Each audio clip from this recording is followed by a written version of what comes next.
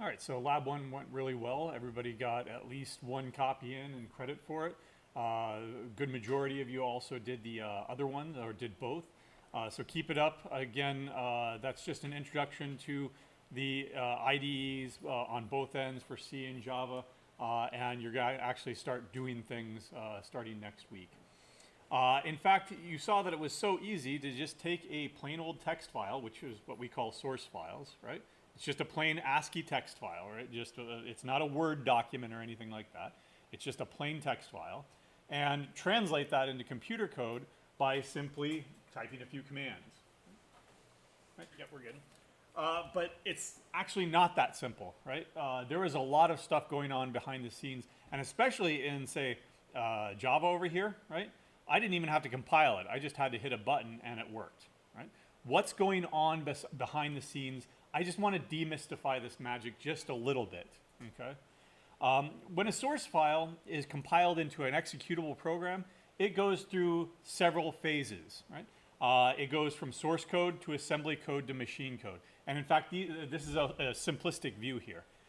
There's actually other, depending on the language, there are actually other phases that it goes through even throughout that process. But what is source code? What is assembly code? What is machine code?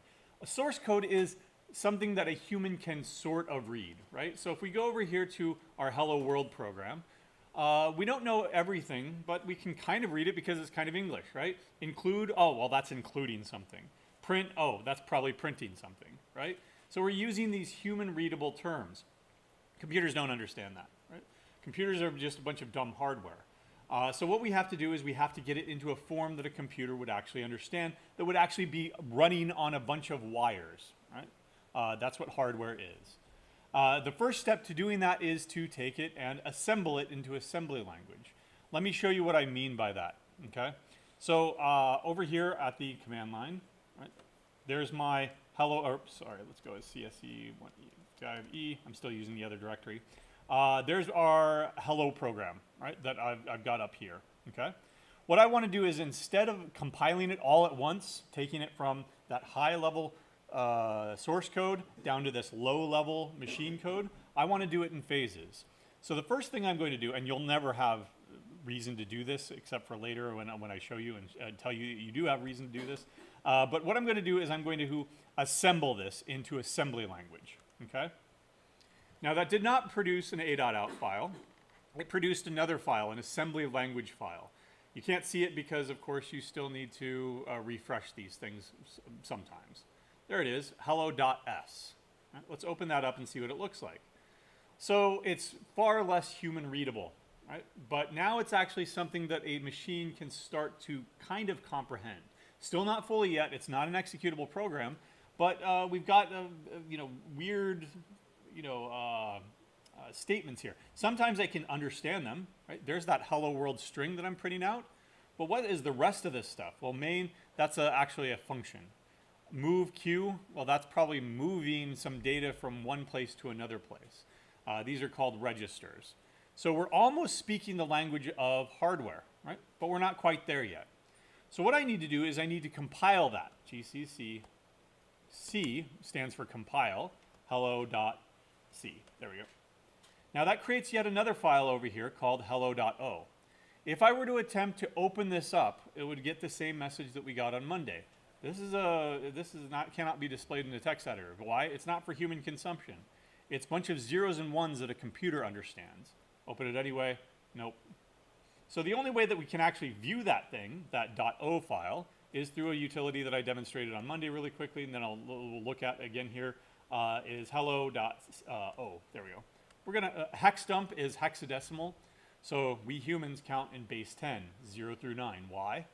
Because we got 10 fingers and 10 toes.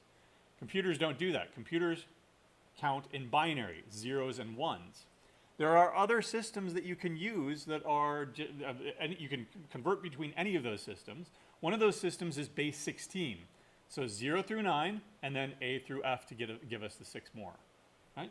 And you'll see here every so often, you'll see like an A is right there. But a lot of this stuff is just a bunch of zeros, right? 0, 0, 0, 0 everywhere, right? But some of it is actual, information here. In fact, I can give you even more information here by giving it another flag variable here, right? There we go. On the right is its attempt to interpret that as plain old text. Now you see a lot of dots here because of course it can't. That's nonsense to us humans. But eventually, if you look far enough, hopefully you'll see some things that are readable here, some metadata, right? And where is my hello world? Hey, there's the hello world data that is embedded right in my binary file here, right?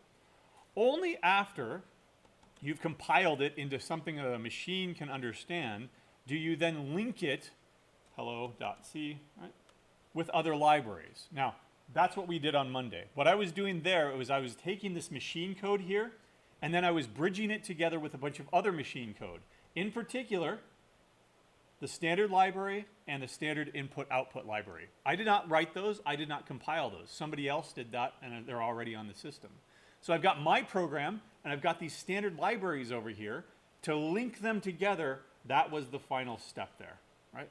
To actually create this simple program, a.out, right, that simply prints hello world. Okay? Same process over here in Java. It's just happening under the hood, right? Except that with Java, it's a little bit different. It's not purely a compiled language. The whole reason that we have Java is an attempt to create a language that can run on any machine. Windows, Linux,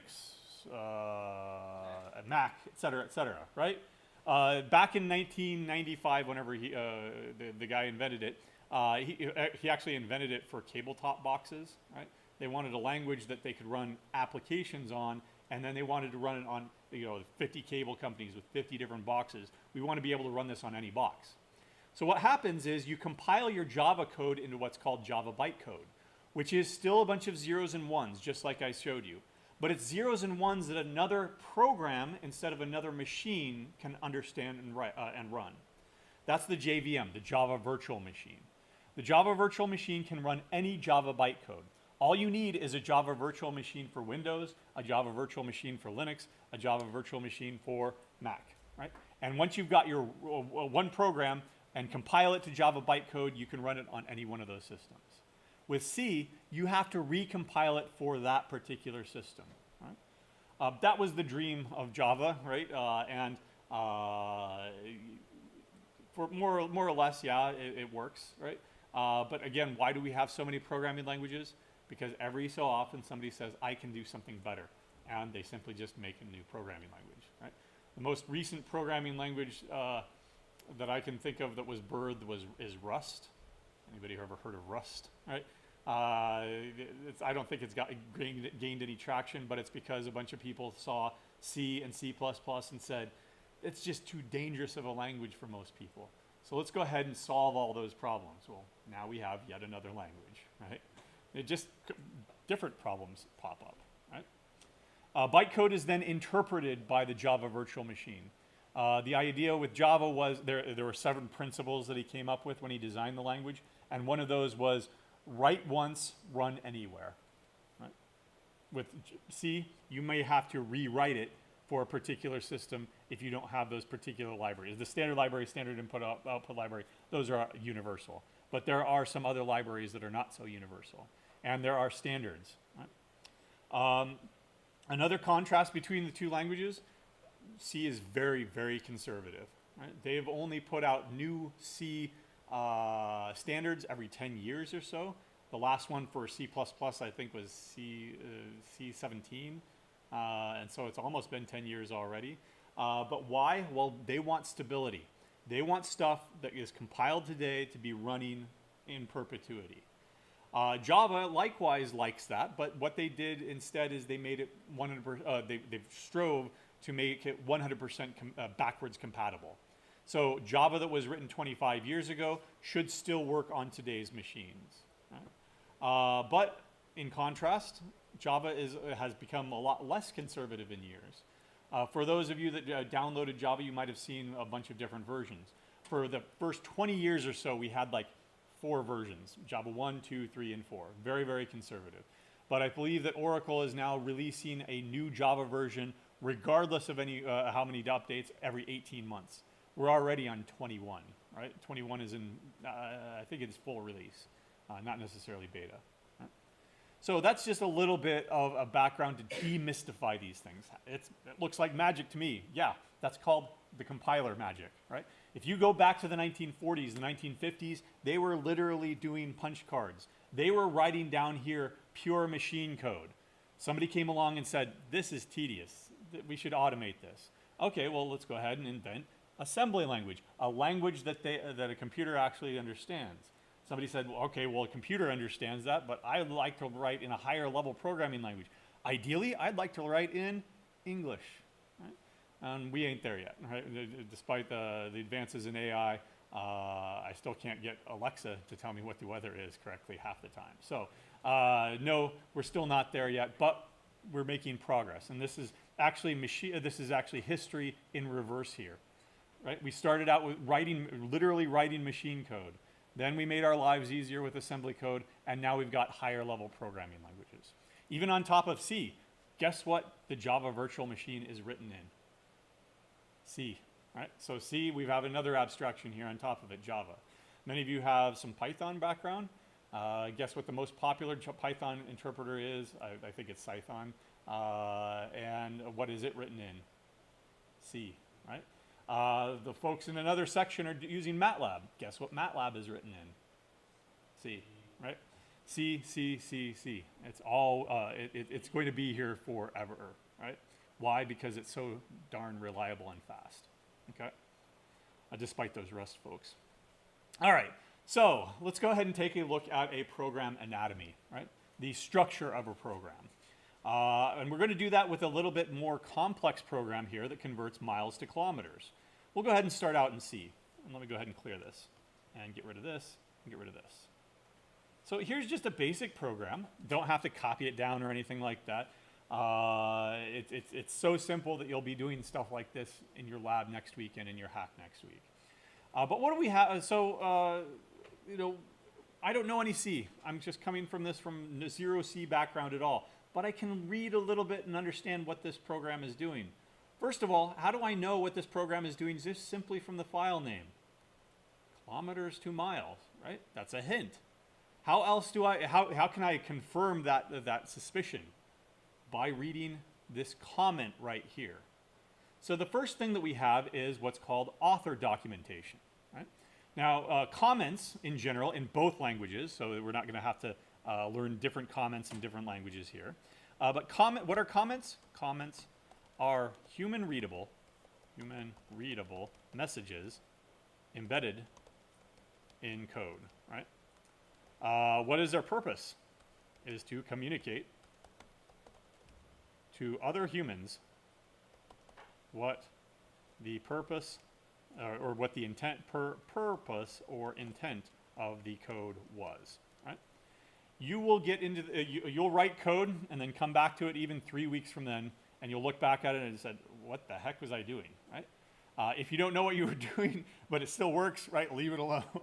But you should leave good comments for confusing code, right? Or just to give you a summary, right? Up here I've put in, this program converts miles to kilometers, right? Completely 100% readable. Do I even need to read the rest of the code to understand what this program is going to do? I need to read the rest of the code to understand how it's going to do it, but not the what.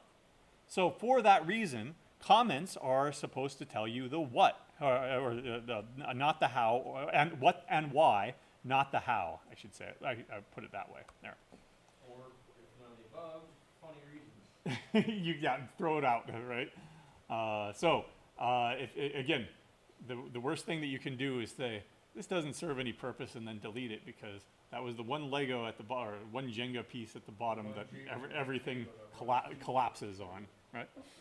All right, so you can see the purpose right here. Now, let's take a look at some other comments down here.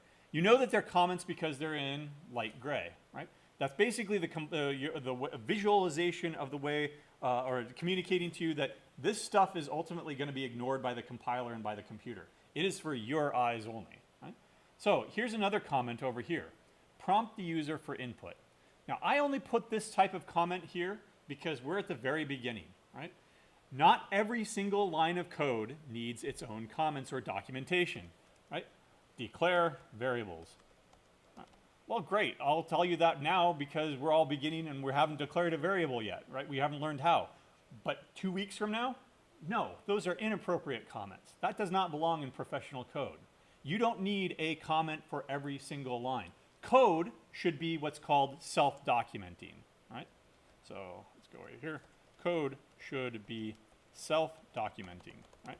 It should be written clearly enough that an experienced user could understand the how, right? How does this actually get done? How do I read my variables? How do I declare my variables? It's right there. It's the code, right? Also, for that reason, we're going to want good variable names. We'll talk about that later on when we have actually got some variables. Right? Say what? I'll be using camel case. Some other people like the different things. As the rule for this course is you need to be consistent, right? So if you use one style in one part of the program, you'd better be using that same style in another part of the program, right? We're not going to judge you on what type you use. So as far as syntax is concerned, though, you've seen that we've got single line comments beginning with a, remind me again, are those forward slashes or backslashes? Forward slashes, because the guy is looking right and he's leaning forward, right? Or you have multi-line comments that begin with a /* and end with a /*. So for example, if each one of these is, one single line, I can even put something at the end of the line, single or comment here too, right? Anything after this slash slash, forward slash, is ignored. Generally, you don't put it after here. There's some stylistic approaches that do that, but I'm just telling you that everything after that slash slash is ignored on the same line. But if I did that here, this is a comment, and this is the second part, right? That's not going to work, right? Because that's 2 lines. But I can have multi-line comments if I simply begin it with a star, or a slash star, and end it with a star slash, asterisk, star, whatever you want to call it. Okay? So that is a multi-line comment. We've already seen a multi-line comment, we just didn't understand it until now that I've explained the syntax. Where did we see it? Up here. Now, is this actually needed? Slash star, star, 2 stars up above, and then this vertically aligned array of stars? No. This is a different style. This is called doc style commenting. And I'll be using this style throughout the semester to document individual units of code. Eventually we'll get to functions, and so every function will need doc style commenting. Right? But for now, the documentation that you need for your programs is just like you would have in an English paper. Put up your name, put up the date, put up your partner's name if you're teaming up with somebody, and give me the purpose of the program. That's what we're looking for. That's the author documentation that we're talking about. Okay? Again, doc style comments begin with a slash star star and have a vertical row of stars, and you should get in the habit of using them all the time. Over here in Eclipse, in fact, I don't have hello world documented, but if I type slash star star and then hit enter, right, it will automatically go generate that for me. Right? I don't have that luxury over in VS Code. There's probably a way to do it, but I'm not going to do it right now. Right? All right, some questions online. Okay, it's just spam. Sorry. All right, never mind. I'll just ignore comments. All right. It's the internet's, yes. All right, so, sorry, let's go back over here to see. What do we see next? I certainly see my comment here, but what about lines 7 and 8? What are those things? What do we understand the purpose of them include? Yeah. Right, it's bringing in libraries so I don't have to start from scratch. These are technically called preprocessor directives. So remember that I said that there are additional steps within this process of going to source code, to assembly code, and to machine code. There's another process in there that is unique to C called the preprocessor directive, or the preprocessor. It goes through, and what it literally does is it says, okay, you want this library? I'm going to go out, copy, paste it for you. That's literally what it does, right? It goes out and copy pastes things. All preprocessor directives start with a, what do we call that nowadays? Hashtag, pound, right? Hash, right? Whatever we want to call this. Why is it called a hash? What is hash anyway? Ideally, where you make them a campfire stove in the morning. Right, so a hash brown, most people would know them as hash browns, right? You take potatoes, and what do you do to the potatoes to make hash browns? You cut them, well, before you cook them, you cut them. That's what hashing is. You're hashing them up, you cut them one way, and then you cut them the other way. That's why we've got that hash mark there, right? That's where that name comes from, right? We also have another one down here called define, right? Okay. Define is another preprocessor directive that allows you to define aliases. So for example, what is cover everything else up, right? Cover everything up and just look at this one number here, right? In fact, I'll get rid of it. Right? Imagine that you didn't see that. 1.60934. What does that stand for? Well, you know that because of before, but did anybody know that off the top of their head? Or, oh, you have to memorize it, right? Certainly there are some numbers that are like that. If I said 3.14159, what am I probably referring to? Pi. If I said 0.12345678910111213, what am I referring to? That's the Champernowne constant. Why didn't you know that, right? Well, of course, not everybody's going to know that. Not everybody is going to know, we'll just look over here, not everybody is going to know that there are 1.60934 kilometers in a mile, right? Or whatever the reverse of that is if you wanted to go the other way. If I just use this number throughout my program, I'm using what's called a magic number. That magic number, it's a magic number. Where did it come from? I don't know. It's magic, right? Somebody poofed it into existence. So what we do with preprocessor directives when it comes back up is that we give it a human readable name, right? What was that name that I gave it? KMS per mile, right? Now I don't have to refer to that magic number anymore. I can refer to it as an actual number. Right? So let me come over here and while it's loading. Okay, it came back, right? Let's understand what we've looked at so far. There we go. We've already got that you can include external libraries like include, right? By the way, one of them that's going to be super useful for you coming up is the math library, right? You pull out your calculator and you've got all these buttons on there. Sine, cosine, square root. How do those work? You push it, right? How do they work under the hood, though? It does the calculations. It does the calculations automatically. How do those work? How does it do the calculations automatically? On-off switch. Programming. An on-off switch and little calculators like. Well, Binary. the real answer, I'll give you a hint here for when we actually do our own functions. The real answer is who cares? It just works, right? So we bring in the math library and we just have something that works. Now, if I had to program sine, then I would open up a huge textbook of numerical analysis solutions, and I would start looking through all these details. This approach has this convergence property. This approach uses additions instead of multiplications. This approach is less susceptible to overflow, et cetera, et cetera. Now you're in engineering land where you have to make a decision on how you do it. Right? But just bringing it in as a library, the whole point of using libraries and using calculators is so that we don't have to think about that. Right? Lazy coding. Exactly. That's the whole purpose of being of coding is to be lazy. Now, if you went back, 50 years ago when they didn't have these nice little calculators, what did they do? Big giant books of tables, and they looked it up, right?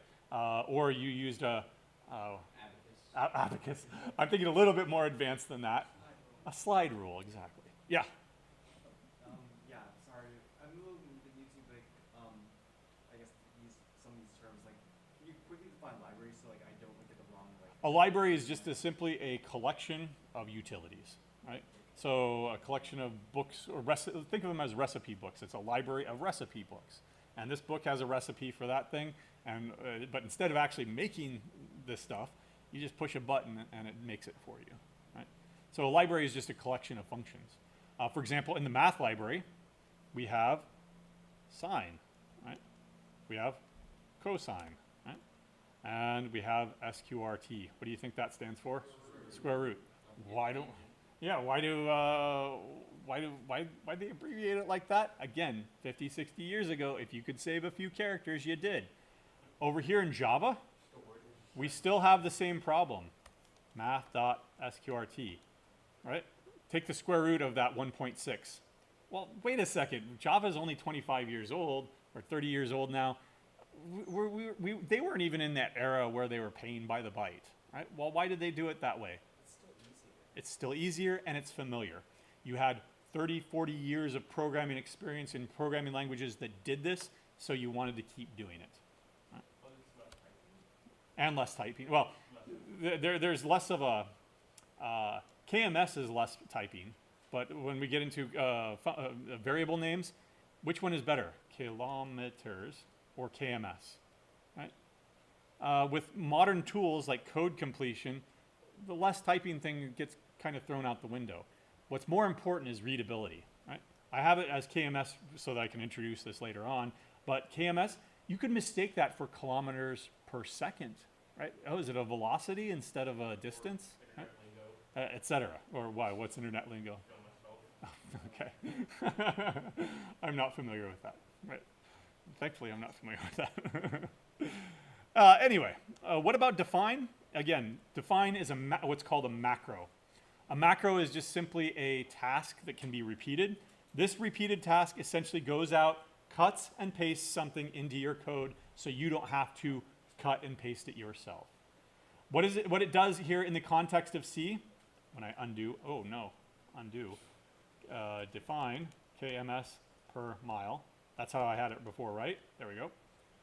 What that's going to do is the preprocessor is going to go through this entire program, and any instance that, before it compiles, and any instance where it sees KMS per mile, it's going to do a copy and replace for me.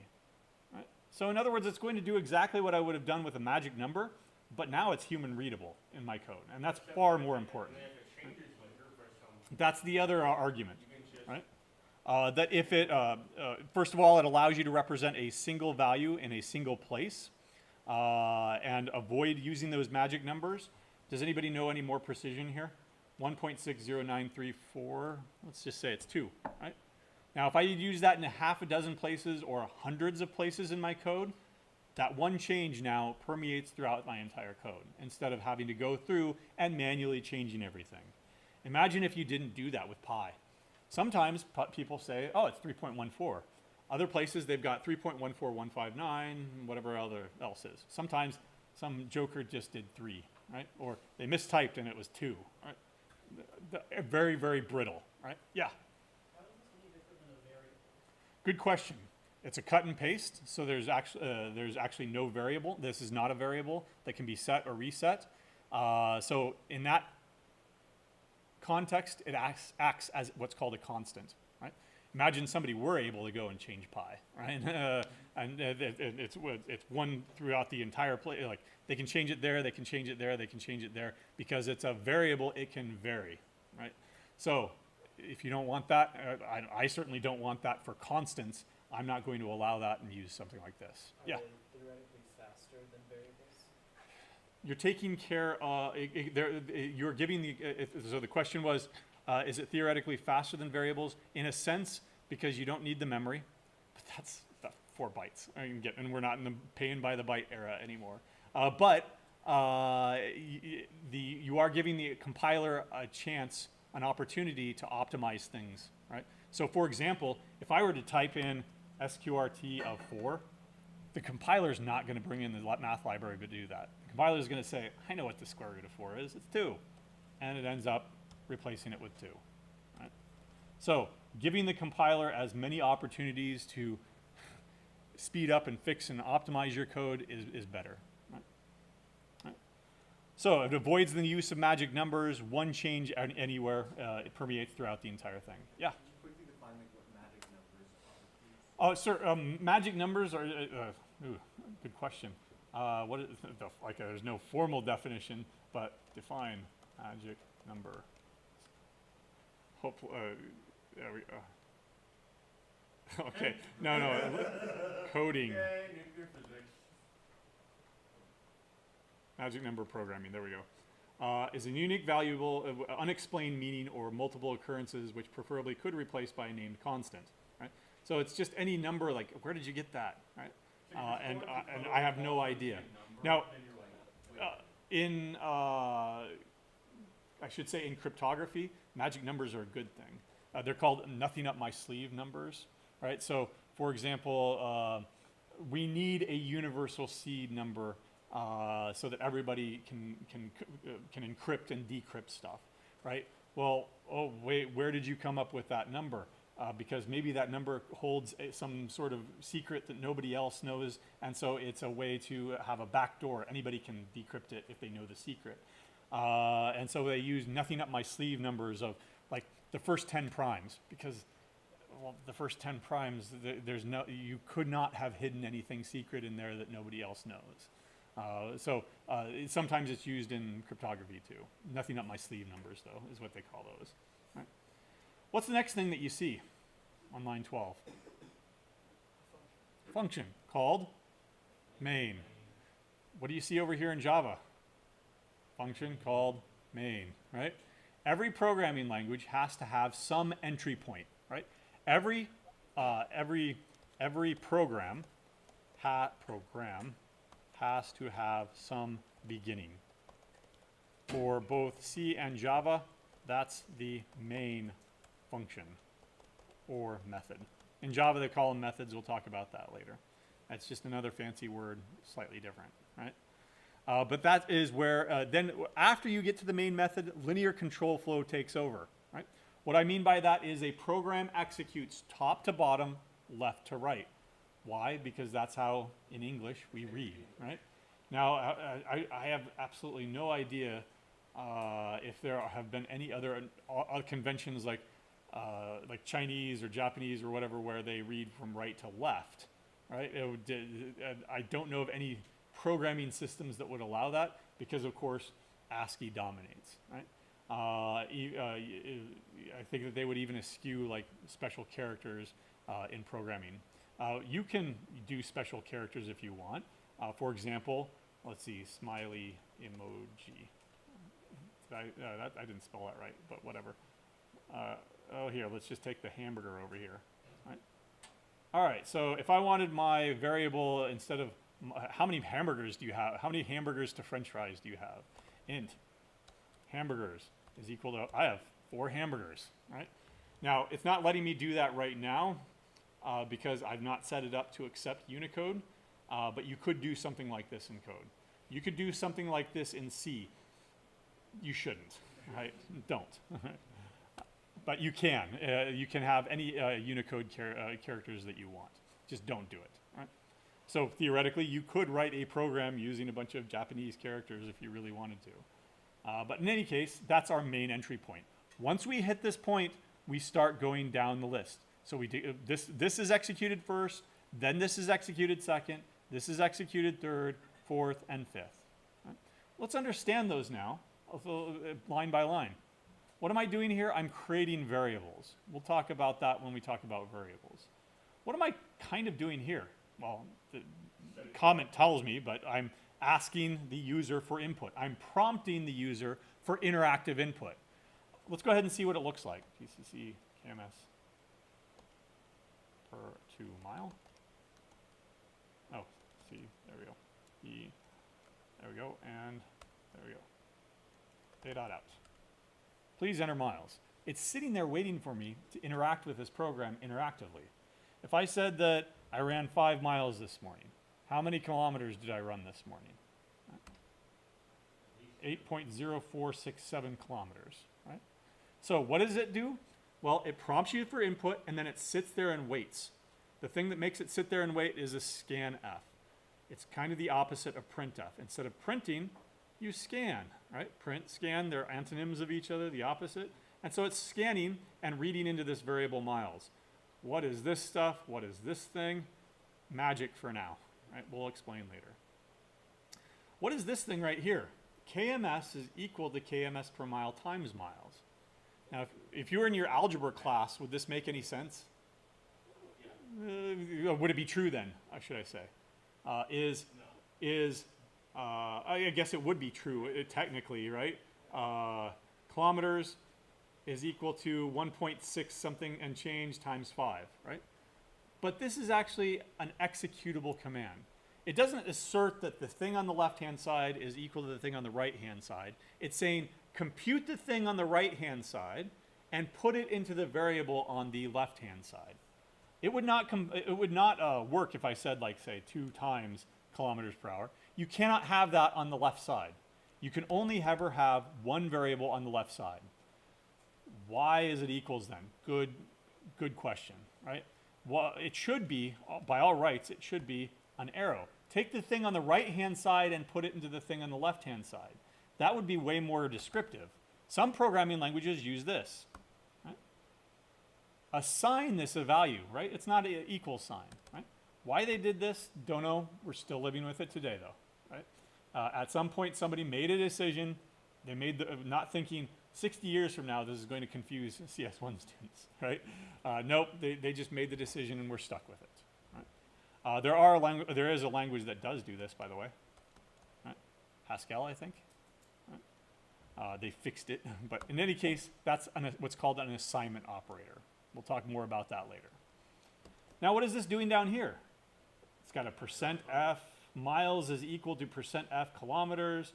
There's that end line character, and then it's got the variables that we declared up here. Right? So if we walk through this, we see the linear control flow. We declare variables, we prompt for input, we read the input, we compute our result, we output stuff. This is the basic I/O program, right? Look at it over here in C, or in Java.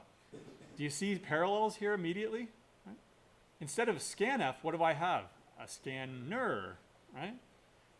Instead of an action verb, now I've got a noun, right? And that's literally how we name things. You should use nouns for variables. You should use verbs for functions, right? Because functions do things and variables are things. Right?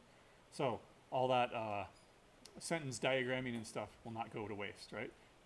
You know, gerunds, right, and participles and stuff like that. It'll just be natural. Otherwise, we have the same exact thing here. Instead of printf, what do I have? Println. Instead of scanf, I'm asking my scanner, give me the next double. Right? I'm doing the exact same math here. Right? In fact, the variable declarations are exactly the same. And then here I'm using printf system.out.printf instead of just printf. Only slight subtle differences for very simple programs. If I run this, and I did run 5 miles today. So, that was, no, don't do that, it's low. I had to do that because it was on the treadmill, right? It killed me on Tuesday, going out in the morning. It was terrible. So that's why I did the treadmill. And if you are a runner and you're interested, we hold a monthly run with School of Computing faculty on Mondays mornings, just a 5K, just around campus. I won't be there, of course, because you guys are probably blocked out too. It starts at 9, so if you run a 20-minute 5K, then you can be here. I don't run a 20-minute 5K, so I'm going to have to skip this semester. But run it virtually if you want to, and then post to our social media that you ran it or something. Any runners? Cross country or track? All right. So back over here to our notes. That's linear control flow. What other syntax and punctuation do you see? I've brought to bear things that we understand in English, nouns and verbs, right? What else do we have in our English language to indicate various things in writing? What's at the end of every line here? Semicolon. Why? Because that's the period, right? Right? A period is required at the end of every sentence to make it clear. Here's one sentence, here's the next sentence. So if I've got sentence, sentence, sentence, what do I have? A paragraph, right? So if you've got multiple pieces of code that kind of are related and work together, put them together like I did here. Right? This is not a great example, but I didn't put any line between these two things. These are kind of my paragraphs. Think about a bullet-pointed list. You've got a list, you've got a sub-list to that, and a sub-sub-list to that. What do? What am I doing here? I'm formatting it how? Indentation, right? So things that are part of the same paragraph or part of the same list are at the same indentation level. What other punctuation do you see? And commas. Commas separate different things. For example, here what I could have done is I could have declared these on 2 lines, double, right? Right, that's fine. Or I could just, well, they're both doubles, so comma. The first double, comma, the second double. There is no Oxford comma, right? Coding Oxford comma here. Right? There we go. It separates arguments or inputs to a function. It also separates arguments down here. Printf takes 3 things: a formatting, a variable, and a second variable. How do I know where one variable begins and one variable ends? Well, I know that because I'm writing it and I'm a smart human. How do I tell a dumb machine that there are 2 things here? I need to give it an explicit way of determining that, right? If you just give it a space, that's not enough, right? Why? Because we don't like to do hard things, right? We don't want to parse out natural human language, which is a huge research area right now, when we can just simplify it by putting in more strict rules, and then a compiler can understand easier. And then we can write our compilers and we don't have to think about them too much, right? If you miss that, then we'll just say, I'll write my compiler so that it rejects it. And that's part of the language requirements, the language, it's part of the language, right? Part of the language rules, okay? So we've seen semicolons separate executable statements and executable statements. What else did you see? Parentheses, all right? Parentheses, we'll get to those with functions. What other beginning and ending markers did you see? Because opening parenthesis always has to be to end with an ending parenthesis. Curly brackets, right? There's my paragraph, if you want to treat this entire thing as a paragraph. That begins and ends what are called code blocks. In fact, you can see it over here, not with this IDE, but over here. It knows about code blocks so much that you can go ahead and take and collapse them down. I don't want to look at that function right now. Right? It knows that it begins at this location and it ends at this location. In fact, it's even highlighting it for me. You began this function here, it ends right here. VS Code will do that as well, right? No, it's not doing it. Oh well. All right. There are other ways of doing it though. But brackets denote what are called code blocks. Parentheses denote function calls or groupings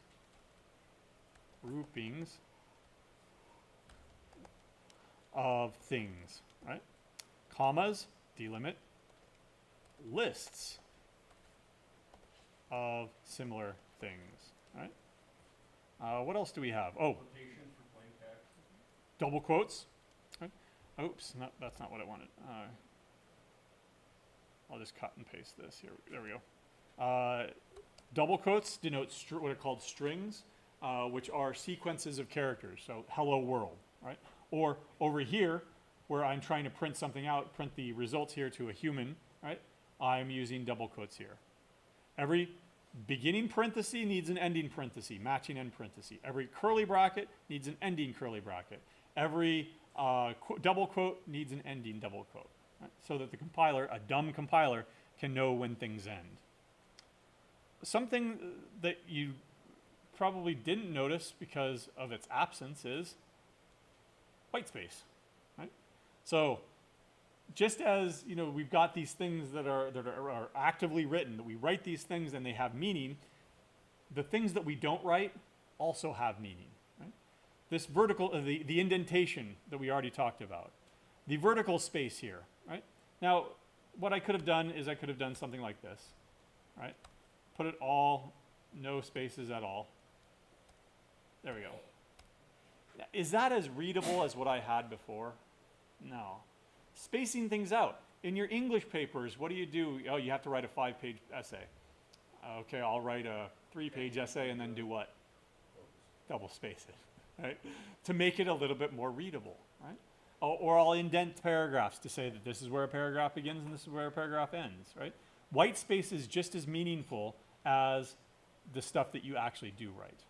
Now, can I give you a hard and fast rule that every line needs to be double spaced? No, that's icky too, right? If I had a more complex program, like for example, if I just did this, that's just putting in spaces for the sake of putting in spaces. Right? What you want to do is you want to chunk code. This code, these 3 lines, they're related, right? They all do one kind of action. This one line, oh, that's a loner. I'll just leave them like that, right? I've got these 5 lines of code. Well, that's basically one thing, right? Chunk them, group them. It's an art, not a science. So however you feel you need to chunk them, do so. But make it readable, right? And be consistent about it, okay? So white space definitely does not matter to programs, but it definitely matters to humans. It makes your code more readable and therefore maintainable. Because when you're coding, the actual amount of time that you actually spend writing code is a very, very small minority. The vast majority of your time when you're working with code and developing code is what? Reading and understanding other people's code. Debugging as well. That's reading and understanding other people's code, or reading and understanding your own code. Because like I said, come back 3 months from now and you will not know what you wrote or why you wrote it, unless you well documented it. You have 99 bugs, take one down, you fix one bug. Exactly. We'll get into that. That's called a regression. But in any case, I'll go ahead and finish out here for the day. Style, above all, should be consistent. If you like camel casing, we'll talk about that later. That's what I like. If you like underscore casing, great. If you like a completely different system, fine. Be consistent about it. Don't have one in one area and another in another area. I have to fight myself all the time for that. I've written a lot of Python code in the last couple of years, but I've wanted to use, Java and C style variable names and stuff like that, and I've had to force myself to do it the Pythonic way, because there is a PEP out there. There's a guideline built into the language of what you should do. All right, fine, I'll conform, right? In some instances, I have a very good reason to not conform. So there's, who is it? Henry David Thoreau said that mindless consistency is the hobgoblin of small minds. Is that the quote? That was Karl Marx. Oh, was it? Yeah. Okay, I'm gonna have to look at that, look it up later. But in any case, don't be consistent to a fault. If you have a very good reason, and when I say very good reason, I capitalize those things, unless you have a very good reason, right? Right? And sometimes you do have a very good reason to do so, because you want to offset one library from another library or something. And so your consistency could be, well, within that library we're going to be consistent, but across these two libraries we want some differences or something. Right? Again, examples would be blocks of code should all be indented at the same level. And the final thing that we've got here are what are called reserved words, right? Int, double, return. Those are built into the language and have special meaning. Those are words that you can use, but you cannot, they already have a definition. You can't redefine them, right? You can in English, we redefine everything all the time, but there are some things that are invariant over time, right? So maybe, I don't know. I'm not that much of a language person. All right, so we'll pick it up there with input and output on Friday.